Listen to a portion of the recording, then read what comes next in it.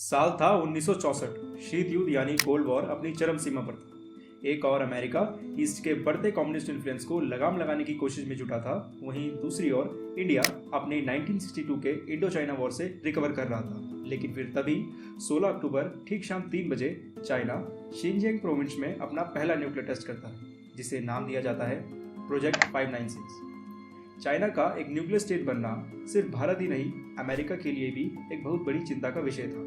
और इसी चिंता के चलते जन्म होता है 20वीं सदी के सबसे बड़े कवर्ट ऑपरेशन का, जिसे नाम दिया जाता है ऑपरेशन हेड। और इसी के साथ शुरू होती है नंदा देवी और उसके मिसिंग न्यूक्स की एक दिलचस्प कहानी। Forgotten nuclear device hidden amongst the nearby Himalayan peaks. Villagers say that this radioactive device is melting snow even in the peak of winter. India-America covert operation to the Nanda Devi peak. The CIA wanted to install a remote Nanda Devi की nuclear चोटियों sensor पर एक atop the nuclear peak. Device ले जाया गया है चीन पर नजर रखने के लिए। कहानी का सूत्रधार है अमेरिका, खास तौर पर कहें तो CIA। 1965, a group of Indian and American climbers lugged up Bharat और अमेरिका की खुफिया एजेंसियों ने एक सीक्रेट ऑपरेशन जिसे कि HAT यानी कि हेड कहा जाता है उसकी शुरुआत की थी, लेकिन ये मिशन पूरी तरीके से फेल रहा। नंदा देवी की चोटियों पर एक न्यूक्लियर डिवाइस ले जाया गया। अमेरिका की सेंट्रल इन्वेस्टिगेशन एजेंसी यानी CIA और भारत की इन्वेस्टिगेशन ब्यूरो IB साथ मिलकर ऑपरेशन हेड को अंजाम देने का फैसला करते हैं। ऑपरेशन का मेन मकसद था इंडो तिब्बतन बॉर्डर से सटे किसी एक पहाड़ की चोटी पर एक लिसनिंग डिवाइस यानी एंटीना लगा देना, जिसका इस्तेमाल कर चाइना के न्यूक्लियर टेस्ट से मिले ज़रूरी डेटा को कलेक्ट किया जा सके। कई विचार विमर्श के बाद जो जगह चुनी जाती है वो होती है भारत की 7,816 मीटर ऊंची दूसरी सबसे बड़ी माउंटेन पीक यानी नंदा देवी। अगर 8 बुर्ज खलीफा जैसी बिल्डिंग्स को एक के ऊपर एक रख दिया जाए तो भी नंदा देवी पीक उससे ऊंची होगी, तो आप इमेजिन कर सकते हैं कि ये ऑपरेशन कितना मुश्किल होने वाला था। लिसनिंग डिवाइस को 7,500 मीटर ऊंचे पहाड़ और एक्सट्रीम वेदर कंडीशंस में प्रॉपर्ली वर्क कराने के लिए डिसाइड किया जाता है कि इसे एक system for nuclear auxiliary power यानी स्नैप जनरेटर का मदद से एनर्जी दी जाएगी, जो कि उस वक्त तक सिर्फ स्पेस सैटेलाइट्स में यूज़ की जाती थी। स्नैप जनरेटर को पावर देने के लिए प्लूटोनियम मेटल को एज ए फ्यूल के तौर पर इस्तेमाल किया जाता है। असल में जनरेटर को बनाने के लिए प्लूटोनियम मेटल की 7 रॉड्स यूज़ की गई, जिसमें सेंटर में एक और उसके चारों ओर 6 रॉड्स इंस्टॉल थी, जिनका काम था न्यूक्लियर फ्यूल को कन्वर्ट कर इलेक्ट्रिकल डिवाइसेस को एनर्जी देना। अब 8 से 10 फीट लंबे एंटीना, 2 ट्रांसीवर और एक स्नैप जनरेटर को मिला के डिवाइस का पूरा वेट था 56 kg। इतनी भारी डिवाइस को दुनिया की 23वीं सबसे बड़े माउंटेन पीक पर ले जाना कोई आसान काम नहीं था, और इसीलिए इस मुश्किल चढ़ाई को करने के लिए 14 अमेरिकन और 4 सबसे एक्सपीरियंस्ड इंडियन माउंटेनर्स की एक मजबूत टीम बनाई गई और तय किया गया कि टीम के हर मेंबर को पूरे ऑपरेशन के दौरान $1,000 हर महीने दिए जाएंगे। इस टीम को उस वक्त की ड्रीम टीम ऑफ माउंटेनर्स भी कहा गया, जिसके लीडर बने भारत के 1965 Indian expedition to Mount Everest के लीडर कैप्टन मनमोहन सिंह गोयल। सितंबर 1965 सभी माउंटेनर्स को बड़े ही सीक्रेट तरीके से हेलीकॉप्टर से लिफ्ट कर बेस कैंप तक लाया जाता है और साथ ही साथ सभी पोर्टर्स को भी इकट्ठा कर लिया जाता है। अब क्योंकि ये एक सीक्रेट मिशन था तो सभी पोर्टर्स इस बात से अनजान थे कि वो एक डेंजरस रेडियो एक्टिव मेटल यानी प्लूटोनियम को लाद कर चढ़ाई कर रहे थे। सितंबर महीने में शुरू किए गए इस एक्सपीडिशन को अब मिड अक्टूबर होने को आया था। क्लाइंबर्स की टीम अपने ऑब्जेक्टिव से सिर्फ 2000 फीट पीछे थी, मगर तभी अचानक से एक बहुत ही वायलेंट तूफान आता है और बात सभी क्लाइंबर्स की जान पर बनाती है। तभी समझदारी से काम लेते हुए team leader MS Kohli climbers को सभी डिवाइसेस, जिसमें कि एक प्लूटोनियम पावर्ड न्यूक्लियर डिवाइस भी शामिल था, अबैंडन कर डिसेंड करने का आदेश देते हैं। कैप्टन कोहली के इस क्रूशियल डिसीजन की बदौलत सभी क्लाइंबर्स अपनी जान जोखिम में डाले बिना सक्सेसफुली बेस कैंप तक पहुंच जाते हैं। और अब क्योंकि अक्टूबर का महीना आ चुका था और बर्फीले तूफानों का खतरा बढ़ चुका था, इसलिए अगले साल यानी 1966 की गर्मियों तक नंदा देवी पीक पे किसी भी तरह के एक्सपीडिशन को बंद कर दिया गया।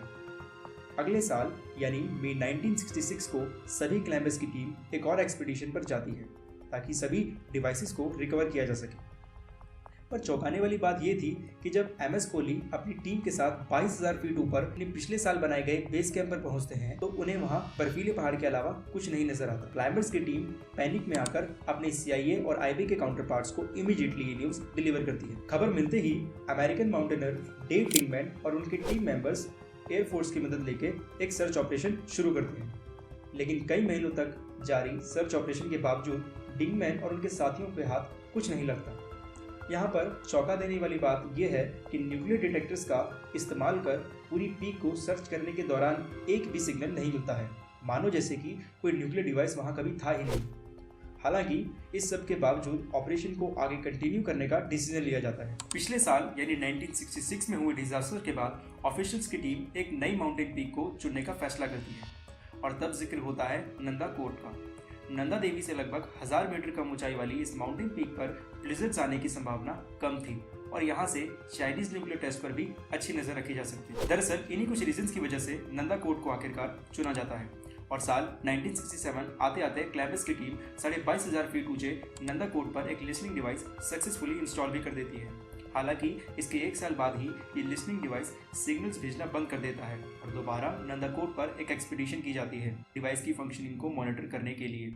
पिछली बार की तरह इस बार भी captain M S Kohli team की लीडरशिप संभालते हैं, लेकिन जैसे ही एम एस कोहली की टीम नंदा कोट के समिट पर पहुंचती है, पिछली बार की ही तरह उन्हें यहाँ पर भी कुछ नहीं मिलता।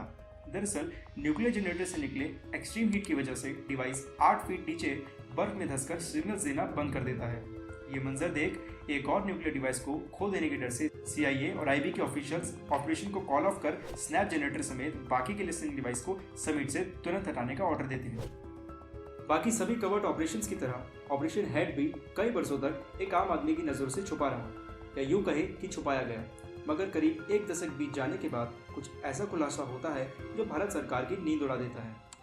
साल 1977 में अमेरिकी मैगजीन आउटसाइड में author Howard corn operation head के बारे में कई खुलासे करते हैं, जिसमें ऑथर नंदा देवी पर छोड़ आए न्यूक्लियर जनरेटर का भी जिक्र करते हैं। ये न्यूज़ पढ़ते ही भारत के लोगों में आक्रोश फैल जाता है। ध्यान देने वाली बात यहाँ पर यह है कि जिस नंदा देवी पीक पर एक न्यूक्लियर डिवाइस गुम है, उसी पीक से धौली गंगा नामक एक नदी भी ओरिजिनेट करती है, जो कि भारत की सबसे बड़ी नदी गंगा की एक एसेंशियल ट्रिब्यूटरी भी है।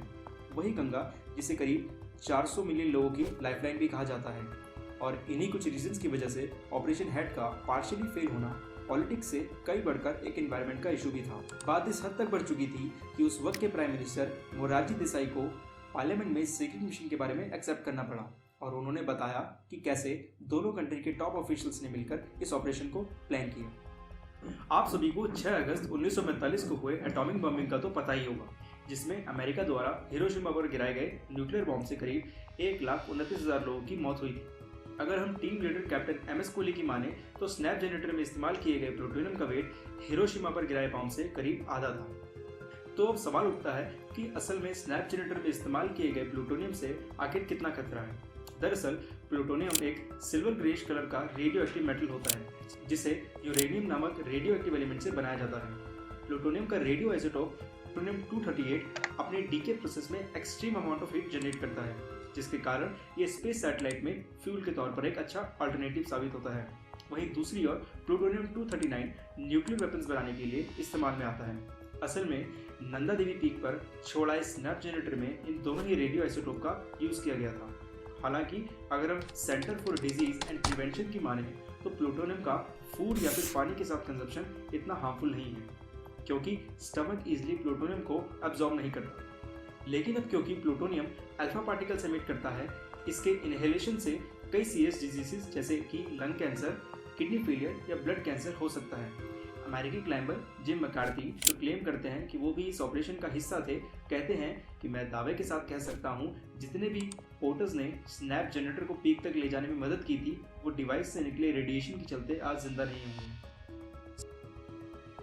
साल 2004 से 2007 के बीच नंदा देवी के आसपास से लिए पानी और मलबे के सैंपल कलेक्ट कर अमेरिका की 2 अलग अलग लैबोरेटरीज में भेजा जाता है।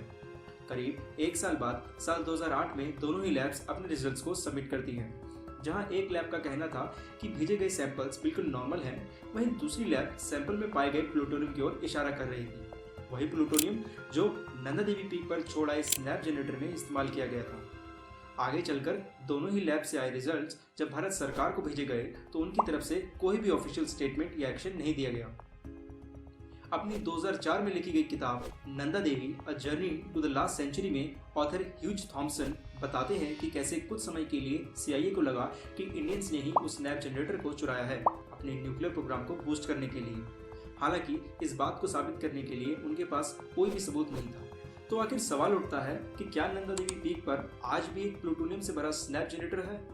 इसका जवाब फिलहाल तो कोई नहीं जानता और शायद ना ही कोई जान भी पाएगा, क्योंकि इन्वायरमेंटल रीजंस की वजह से नंदा देवी पीक पर किसी भी तरह की माउंटेनियरिंग करना अलाउड नहीं है। खैर, आप इस partially successful covert operation hat और उससे जुड़े किस्सों के बारे में क्या सोचते हैं? कमेंट करके हमें जरूर बताएं।